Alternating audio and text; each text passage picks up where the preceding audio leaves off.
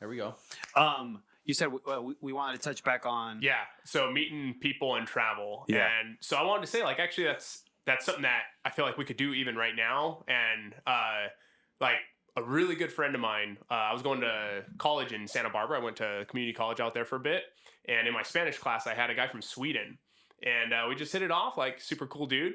And I don't know, I just felt like I wanted to show him, like, some American traditions and stuff. So it was like right around Thanksgiving time, and I was like, "Yo, you wanna come over and have like Thanksgiving?" And he was like, "What, for real? Like, yeah, come over, man. Like, we got turkey, blah blah. You meet my family." So he was like, "Oh, hell yeah, like that's dope, you know." So I was like, "All right, cool." So like a week leading up to Thanksgiving, he kept asking me, he's like, "Hey, bro, like, does your family like actually like stand around the table holding hands and like pray? And then like, does your dad like cut the turkey right there?" It's like, "Yeah, kinda." And he's like, "Oh, that's so cool," because they're like 95% like atheists in Sweden, right? You know, so no shit. Yeah, so he was like, "Oh, this is crazy! Like, this is gonna be such an experience." And like, not only that, America is like the most, I wouldn't like influential, but in the way that we just like promote ourselves so much, like Hollywood, you know, the movies, the music, the basketball, like all the sports, like we're everywhere. You know what I mean? Yeah, and like people have that idea about us. You know what I mean? So like everything he was asking me was like those old hometown movies of like the dad like cutting the turkey with the sweater and all, you know, like all that. You know, so it was pretty cool though. I brought him over. It was the first time he ever had turkey, and he was loving it, dude. Like, it was super cool. And then on the other side of that, I went out and visited him in Sweden, and he showed me around. It was super cool. Did you share any traditions with him out there in Sweden, or you just showed up at it? Yeah, no, awesome. Yeah. He like his whole family was super like they loved us already. You know, they're like, "Oh, that was really nice of you. So like, we're gonna show you a good time." And like one night went over, had some food there, and they had typical like Swedish dishes, you know, and one thing was like schnapps. They drink a lot of schnapps out there, so had some schnapps. And what is schnapps? It's a liqueur? Yeah, it's like a liquor. I don't really know what kind, but yeah, just like they're a hard liquor kind of. Like America's Jack Daniels? Yeah, something of the sort, I would think, yeah. Was it good? Yeah, it wasn't bad. Yeah, I don't think it's like super strong. You know, I probably wouldn't put it over like 20%. You know what I mean? Yeah. Dude, it's like water. Yeah. It's an IPA. It's an IPA, bro. It's a double IPA. That's all it is. But yeah, that's cool. But dude, they love caviar. But and that sounds like cool. But they have these tubes with caviar that's like a paste, right? That stuff is like, that's got some stank on it, dude. Oh, yeah, really? it's like salty and yeah, like they put it on like hard-boiled eggs, and so I tried it. Like, I try everything, and it was all right, but like I didn't go back for seconds. You know what I mean? But it was cool though. They gave us like a bunch of other some kind of like a fish that was like, I think fermented or something a little bit, or in some kind of like a brine, you know. And yeah, but it was cool. We went up to Stockholm. And then that's the capital. Then we went south to Malmo, which is at the very bottom. It's like really close to Denmark. And he had his grandparents there, so kicked it with them. What was the weather like when you were out there? We went in summer, so it was super nice. It was like, you know, actually got down at night at least into like the low 50s. Like, it still get kind of chilly. But then it would go up to about, like, I think the hottest day was like 78, 79, which is like perfect. You know, like sunny. Sounds beautiful. Yeah, but usually, I mean, their winters are crazy, dude. Like, my buddy's always sending me videos of him, like, scraping snow off of his windshield. He's like, "Dude, come on, Sweden." Dude, that's crazy. Yeah. That's awesome. Now that you have a little bit more experience traveling, do you take into consideration the seasons? Because I mean, this is it's so funny that I didn't even know this, but of course it's not going to be the same season all over the world. Right, I didn't realize this until a couple of years ago. I'm like, well, no shit. Yeah. So when, you know, say you leave here in April and it's starting to warm up here, are you already considering like, oh, wherever I'm going is probably in a different? Yeah, I mean, that's definitely a factor. Although, being the cheap ass that I am, it's like usually the ticket. So it's like whatever the like cheapest ticket that fits in my time frame is, like, that's when I'm going. You know, so cheap if you're traveling the world, bro. I'd say intelligent with Thank your you, spending. man. Thank you. I mean, you have to be like, honestly, like, shout out to Skyscanner. I use that for all of my. Thank you, man. I use that for all of my flights. You can like see a whole month, and you can put any place in the world, and it'll show you like cheapest days. flew to like Sweden for like, thank you, man, like 500 US round trip. I mean, that's crazy. It's crazy cheap. Yeah. Dude, that's awesome. Yeah. But yeah, like for example, we went down to Patagonia in Argentina, and that's literally the reverse of our seasons. You know what I mean? Mm-hmm. So while it was winter in the US, we were down in Patagonia, and it was like summertime out there, which Patagonia is still pretty freaking cold, but yeah, it was cool. Super summertime, and it's like December. Yeah. Dude. Yeah, exactly. 100%. That's so cool, man. Shameless plug. I just learned that Patagonia was a real place and not just a brand. Oh, yeah. After reading the book, when people go surfing by, Yvon Chouinard or something like that, the creator of Patagonia. I guess it was just a really good hiking place, and, they make up all that hiking gear. Yeah. Actually, the logo, how it's like a mountain range. Yeah, that's the Fitzroy Mountain, and like I went over and like saw that. It was pretty dope. Yeah. Oh shit! Yeah. Did you bring a hat and just kind of compare? Actually, I think I did have a jacket, and I was like, oh yeah, yeah. I see you, mountains. Yeah. Hashtag branding. Yeah. That is so awesome, man. Dude. Going back into, were you gonna say anything, Cisco? Nope, you go for it. Going back to what we were talking about previously about meditation and yoga. I really like what we started talking about during the break. Learning about because I had shared with you, like I have that curiosity for it. I just haven't really dug into or leaned into that. Yeah. But you were telling me yoga in a lot of ways is kind of like the first step into reaching, if for layman's term, reaching that enlightenment. Yeah. But now that it's getting more scientific and we're starting to understand why the body feels the way it does, and you introduce the subject of releasing DMT into like the bloodstream, into the body. I imagine. Yeah. That's so cool. You mentioned Kundalini Yoga. Yeah. I've heard Rogan talk about it. Yeah. But I want to hear you talk about it. Okay. And just kind of what it does for you and like how do you practice that? Okay. So personally, like I haven't really practiced Kundalini too much, so this is just my understanding of it. But Kundalini is, instead of mainly doing, so like in a normal yoga class, like, you call it like vinyasa or hot yoga or something like that, you're doing a lot of just asanas, which are poses, right? Asanas, yeah. Okay. So that's literally just translate into pose, like a pose, right? Okay. Mm-hmm. And then you've got Kundalini Yoga, which is more like you're doing mudras with your hand, like this, or the moksha, different, like, or actually that's moksha. And all those mean something different. Like this one, I think this is the moksha, and that's freedom, right? So that's liberation. Yeah. And then you have, I always forget this one, but this just means peace. So like if you go to, and you see like a lot of Indian, like Hindu statues, if ever you see a god doing this, it's like, it's peace. Shanti, I believe it. Well, that's the word, is peace. Shanti Om, Shanti Om. But anyways, yeah, so like yoga means unification. So you're unifying with like the creator, the one, the universe, whatever, right? So really, there's multiple stages to yoga. Asanas are the very first one because you need to get your body prepped in order to be in a meditative state for a long period of time. Okay. So like for me, I played football, all these different sports, just focused on like building muscle. And now it's the opposite. I'm trying to like limber up, be able to sit cross-legged for like 4 hours, without my legs just completely falling asleep. And that happens to me after dude, like 8 minutes. It's rough, man. Like I was chilling there, and you're in there for hours. Like had to stretch out my legs eventually, dude. Like it's crazy. The guy in the corner is like, fucking American. For real, Joe Rogan said you can do this, huh? Yeah. The guy in India knows Joe Rogan. He's like, Joe Rogan, send me all you peoples. Yeah, it's so funny. Oh, dude. I thought the same thing. Like I'm just gonna shameless plug of like me going to Cal State Fullerton, and I had to take a yoga class. But same thing, like they would make us sit in these positions, and in my mind, it's like, bro, I used to sit cross-legged as a kid. Yeah. No big deal. And now it's like, I'm stuck. Yeah. How much of it is health, of like not being able to stretch and reach there. Foods we eat, inflammatories that make our bodies ache. Yeah. And now I just start thinking into myself of like, man, Cisco, get fucking healthy, bro. Cross your legs, sit there for an hour. But it's all mental too. And I'm at such a beginner spot where that prevents me from being even able to focus on myself, because I'm just like, dude, my legs are so uncomfortable right now. Yeah, and then your mind's there, right? Go straight to the pain. And then I realize, okay, you're at the beginner stage. You have to like get through this in order to.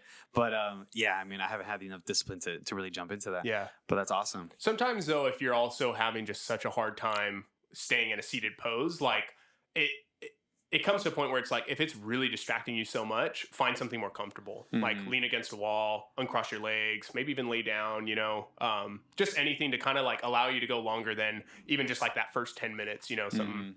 Cause yeah, that can really distract the mind. But yeah, dude, like meditation's crazy. It takes a while to get into it.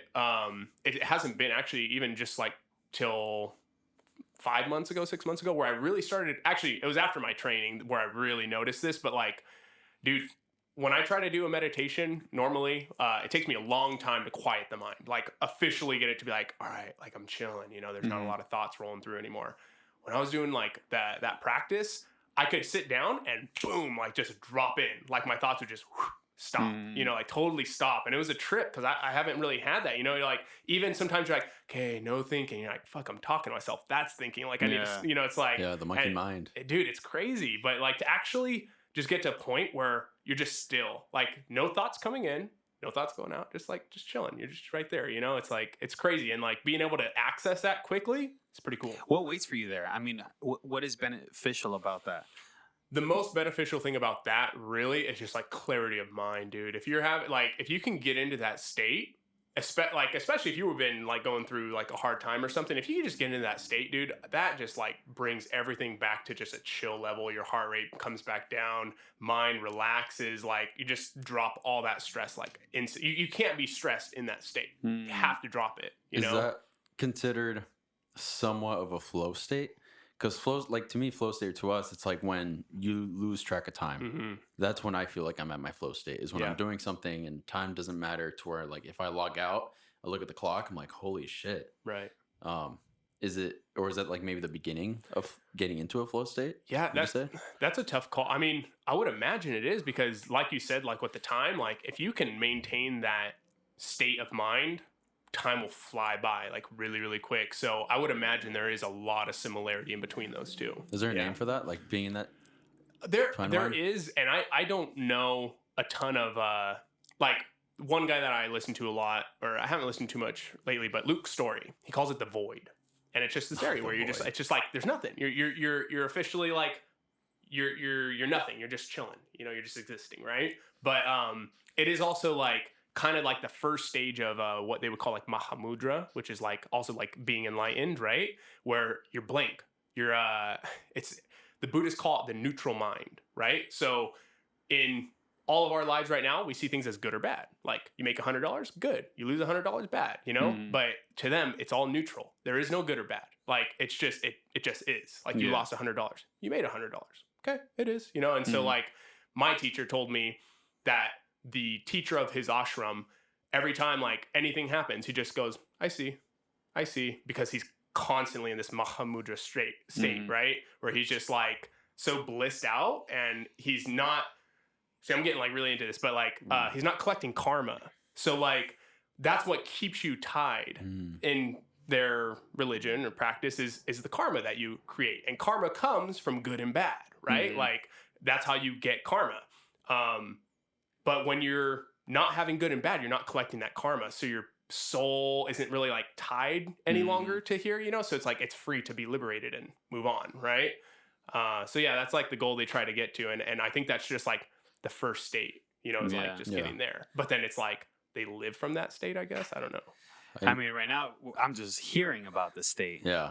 And you just introduced the thought of not having to be tied to karma and not having to kind of dip your hands into that. Right. Even though it can be so attractive at times, especially good karma. Yeah. And you kind of pay that toll just by taking that, by, you know, collecting that good karma, automatically you are kind of indebted to being balanced. And it's like, have you guys ever heard that story? I've heard it on some podcasts where it's basically like, I think it's like a guy, he lives on a farm, and he's got a son, and you know, all of a sudden it's like a wild horse comes into his property, and he captures it, you know, and then he has like a horse, you know, to tend to the fields, and his neighbors are like, oh man, that's so great, like wow, how good. He's like, yeah, maybe, you know, and then like a month later, his son's riding that horse and he falls off and breaks his leg. You know, and they're like, oh man, like what bad luck, that horse came to you and look at what it's done. He's like, yeah, well, we'll see. then it's like a few months later, then the country's going to war, but his son has a broken leg. He's not able to serve. So his son's saved from having to go fight. And they're like, oh my God, you're so lucky. He's like, yeah, maybe. You know, it's like, it's all perspective, right? Like, is something really good or bad?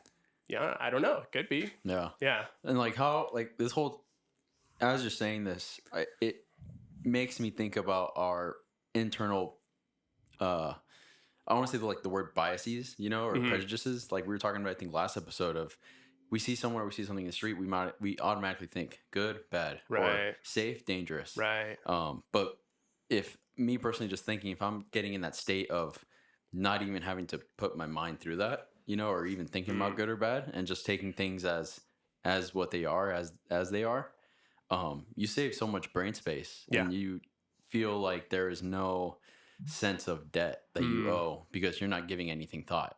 You know, like how freeing must that be to live in that lifestyle, to just, you're so present that you're not even worried about what your words just meant. Like you're just worried about the words. Yeah. And stuff. Does that make sense? That's what Eckhart Tolle talks about in The Power of Now, which is a book basically teaching you about presence. And in the first chapter, I believe it's the first or second chapter, he introduces the identity of the watcher, who is somebody within yourself that doesn't identify with any of the experiences, any of the possessions, and instead, like, doesn't even identify with your own thoughts, and just kind of realizes that those are just things that come and go. The same farmer with the horse, that it can come and go. Right. And with that, there's just so much more. Yeah, freedom, dude. I imagine, and I have felt it. You know, someone who is, I consider myself to be very sensitive to those like topics. Like they really get me so excited just talking about just the unification of the soul, body, mind. Right. But I think since I am not so disciplined in chasing that all the time, I have had moments where that kind of just falls onto me because I don't have like that conscious practice on it. So sometimes it just happens and I'm like really level-headed or clear-minded and just like at peace. And I feel like I feel a total flow state. Like I step into the vortex. I'm just so into it, into anything. I have the answers. I'm smart, witty, fast thinking, and just like funny. And then on the opposite side of the spectrum, sometimes I feel like I can't even get words out. I'm so caught into my stresses of the day, which at the end of the day don't fucking matter. Yeah. You're stuck outside of the vortex. I love these fucking conversations. They're great, man. I mean, I wanted to touch more on like chakras. You had mentioned it before. Yeah. And I learned a little bit about the chakras, but what you're saying, I know there's like 7 or something. They're all internal here. And I know from my practice is your mind controls your physiological states. And I do think that if you close your eyes and really work hard and tell your mind to do something for yourself, your body will listen to you. You know? Yeah. Did you know about the chakras beforehand, before practicing? And if so, if didn't, what did you learn? And are you like a firmer believer in that spirituality side of the chakras? So, or whatever the word is for together. No, yeah, you're right. Before my training, I knew of the chakras, but on a very like, superficial level. After I was done, like we really got into it. So each chakra is like associated with a different kind of like aspect, right? So for example, you've got your root chakra called Muladhara, right? That's like right at the like base of your spine, like almost like, not like, they say close to the booty, it's the first part that's in the womb, right? That's born from us. Is that what it is? Or no? I don't know that actually for sure. So I can't confirm that, but like that one is your survival. Like that is, that's like the most basic survival chakra. Like, so like someone who has a really strong Muladhara is someone that like rarely gets sick. Just like, they're just tough. You know what I mean? Like as far as like a genetic level goes, right? And then you just move up. And so then it's like, Swadhisthana, I think, is the second one, and that's like just right above it. And those are more with like the sexual organs. That's like reproduction and stuff. And you go up and you got oh man, I'm gonna mess it up. Manipura. Okay, and that's like I agree. That's the solar plexus, and that's like willpower, commerce, and like the will to like make a living and kind of So those are like the bottom 3, and those are like the base ones. Like you want to have those activated, but you don't want to just use those ones. Because if you do, you're going to be like an animal. That's how they look at it, right? Like if you have those 3 activated, all you do is you survive, you reproduce, and you make money, and then you just repeat. And that's it. You're just stuck in that cycle. Then you got Anahata, that's the heart. And that's like the combination of all the bottom 3 and the top 3 coming together, right? So that's like compassion, Then you got, oh man. Pop quiz, bro. Yeah, I know. You weren't ready. Shoot it. No, okay. Vishuddha is the throat, and that's like, so now we're getting into like clarity of speech and stuff. Then you get up to Ajna, I believe, and that's the one that's basically in the brain, and that deals with like intellect, so like smarts, right? Then you go up to Sahasrara, that's your the crown. Fuck the crown one. Boom. Yeah, I know. and that's like connection with the divine. That's wisdom. That's not just like intellect. That's wisdom, right? So, anyways, yeah, you got to have all those. But like one thing I loved about that, the bottom 3 are put into a triangle, right? And it's red. Then the top 3 are in another triangle, and it's facing down, and that's purple, right? Or no, blue. Sorry. And for any Matrix fans, like, what are the colors of the pills? Yeah, the red pill, blue pill, right? Yeah. And it's like, which one are you gonna choose? Yeah. So it's a trip. Also, like, I know you guys talked about this earlier, but like Avatar, Last Airbender, dude, shout out! Like that show is sick. Like the stuff they hit on was so good. Like I've rewatched it with my fiance's younger brothers. And it's just like so good, dude. Yeah. Like, it's crazy. It's like baby feeding you. You don't know at the time as a kid. Yeah. But yeah, I recently started watching it again. I think it came on Netflix or something. Yeah. And I was just like, dude, like you get, there's so many life tips there and so much wisdom that you can pick up. That's so awesome. Especially from the uncle. Forgot the uncle. Oh, Uncle Iroh, dude. Iroh. Yeah, he's the business. No, but like,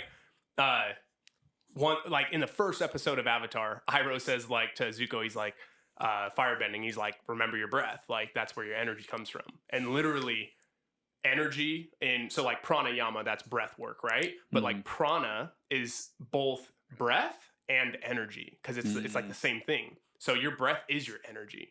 So like, for example, when you do breath retention, sometimes you'll notice it's easier to quiet your mind because you're not breathing, so you're not creating more energy, right? And so like we were talking about the book Breath, Science of the Lost Art. Yes. Yeah. Science by James Nestor. Oh, shit. Okay. The Science of the Lost Art. Breath by James Nestor. Yeah. Yellow book. Yeah. Little dots everywhere, like picturing the lungs, right? It's like the lungs with all little alveoli and colors. Yeah. And like, we'll link in bio. Shameless plug. Yeah, dude. It's have to read that book. Like, for me, it was great because I got all the like holistic side of like prana and energy and all this. But then you read this book and it's like, no, like legit, when you breathe, like your lungs are actually creating energy for your body from the breath that you're breathing. Like it's proven. Dang. Like that is actual energy. And now we can prove that. Yeah. It's like, yeah, 100%. That's what I love, that science is catching up to these holistic arts that have been around for thousands and hundreds of thousands of years. Thousands. Yeah.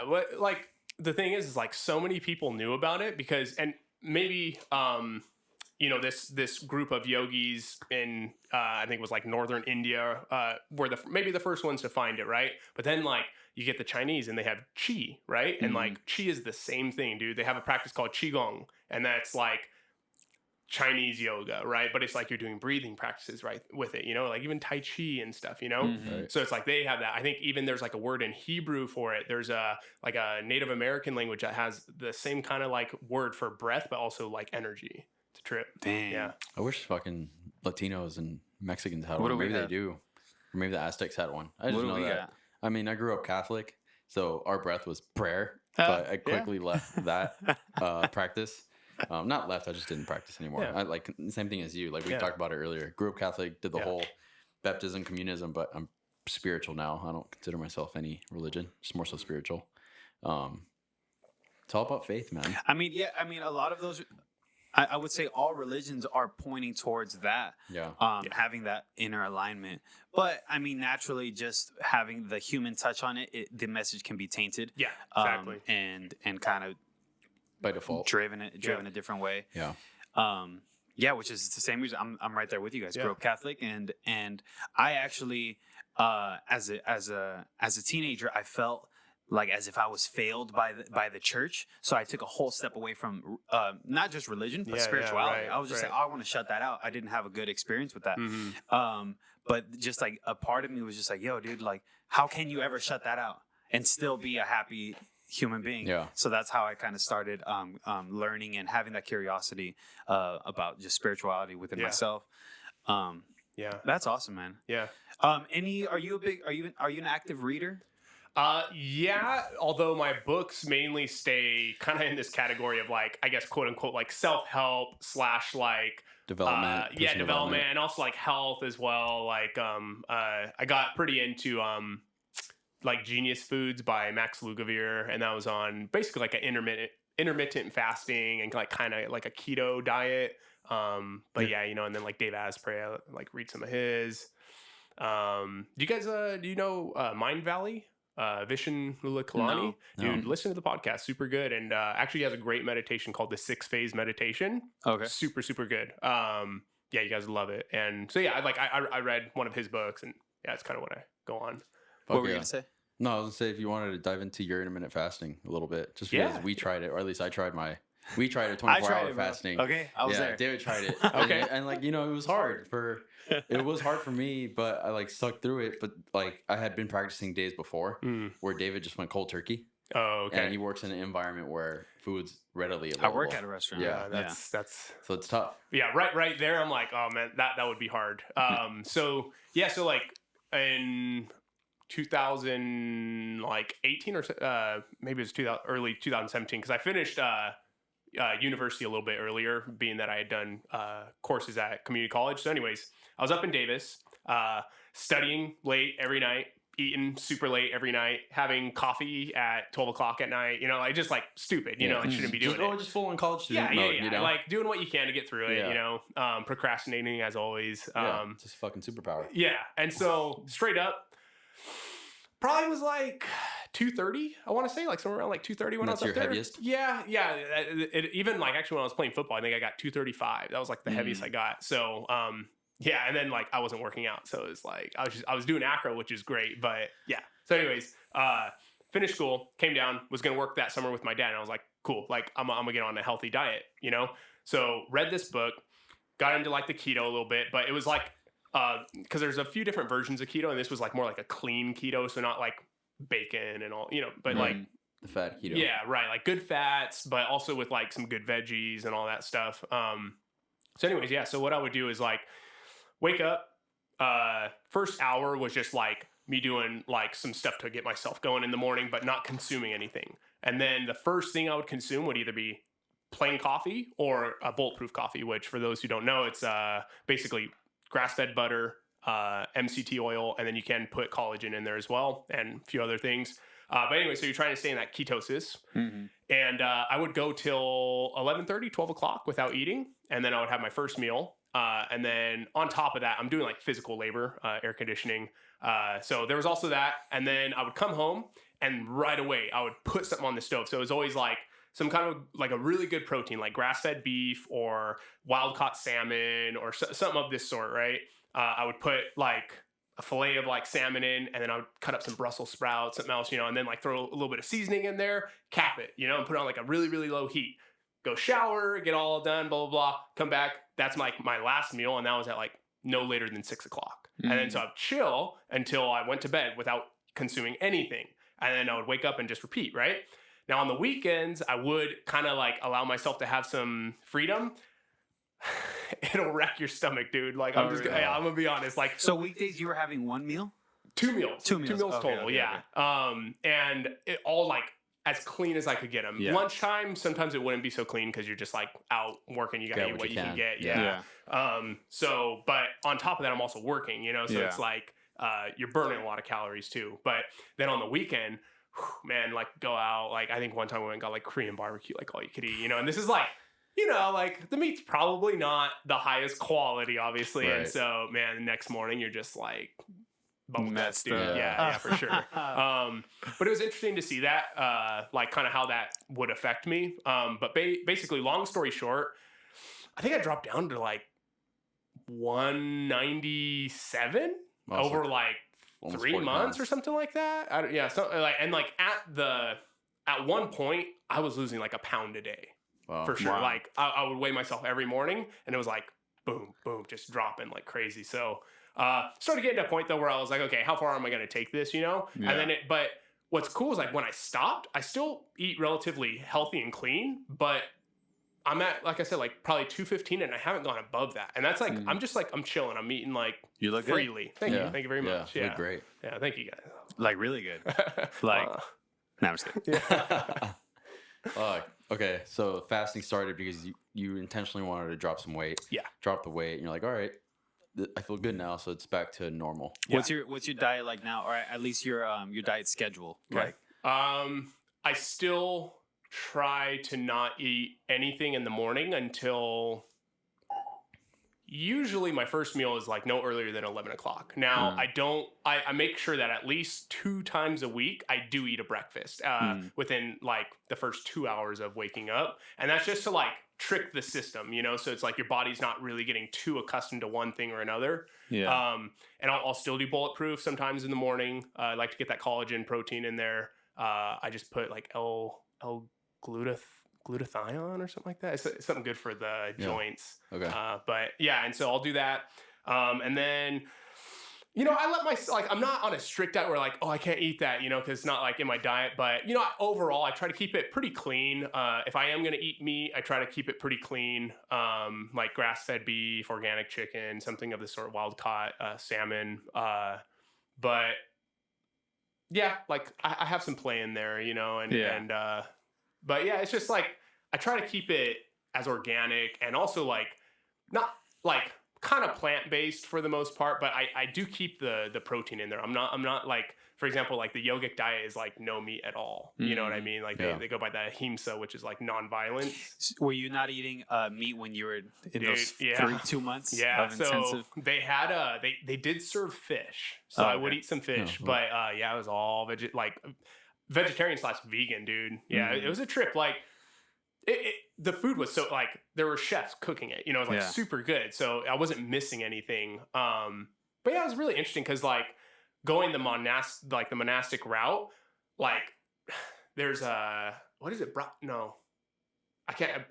or something like that, which is no sex, like for men, right? Like no sex. That's like your life power. Like you don't want to release that. That's you want to keep that in your body. Like it helps you get to higher levels. Eating clean, like no violence, you know, like you don't want to eat meat because it's like death, right? Or whatever. So like no doing that. Just like even like we're supposed to do like certain meditations during our sleep. So like you're not thinking of like unpure things. Now this is like very monastic, right? Yeah. But it was interesting because like then on the flip side for girls, it's actually okay to have sex.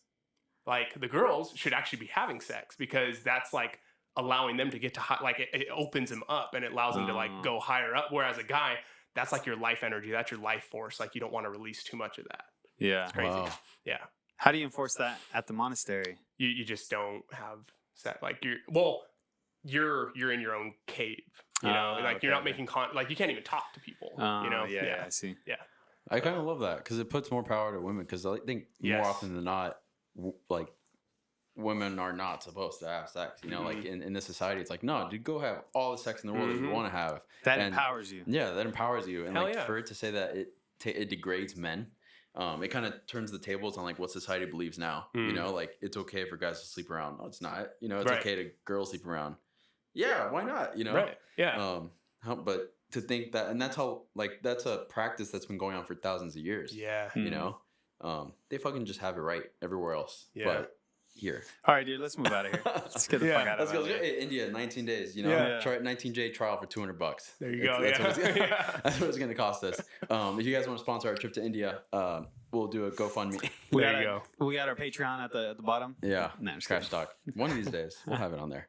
But fuck yeah. Dope. Yeah. I'm fucking stoked. Yeah.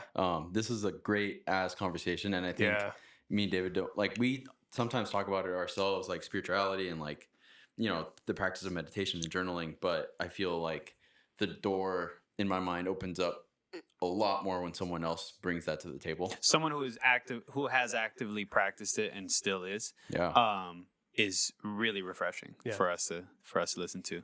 So thank you for coming on, dude. We're gonna wrap it up. Yeah, guys, this is Evan. Yo, any plugs you want to say? Anyone you want to shout out?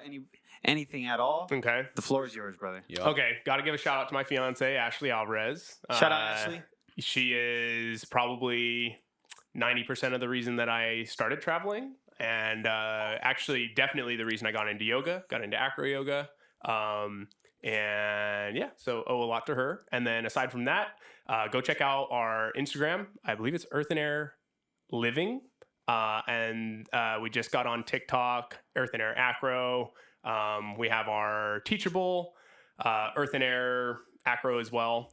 Just look at the link in the bio. And yeah, thank you guys. Thank you for having me on. Fuck yeah. Real quick, because I'm curious, where did you meet Ashley? Yeah. Okay. So, I'll throw this in. It's a good one. Because maybe there are other people wanting to find Ashley's, you know? Yeah. Well, actually, I met her in high school. Last Go back to high school, quarter of high school, and we had a class together, and she had a boyfriend at the time, but I sat across from her, and Evan said that's not a problem. No, they broke up on their own, no intervention, and then like a couple months after graduation, we just like got in touch and just went from there. Nice. Fuck yeah. So find yourself a high school sweetheart. Or a college sweetheart. Yeah. Whoever you vibe with, man, like just be yourself, and someone that you want to grow with. I think that's the biggest thing is just have common goals and interests, and that's going to go far. Yeah. You see this advice over here? I love it, man. Dude. We're going to have you back on. Hell yeah, man. I'll anytime, guys. Our buddy Evan, thank you guys so much. Krash Talk, we'll be back next week. All right, deuce.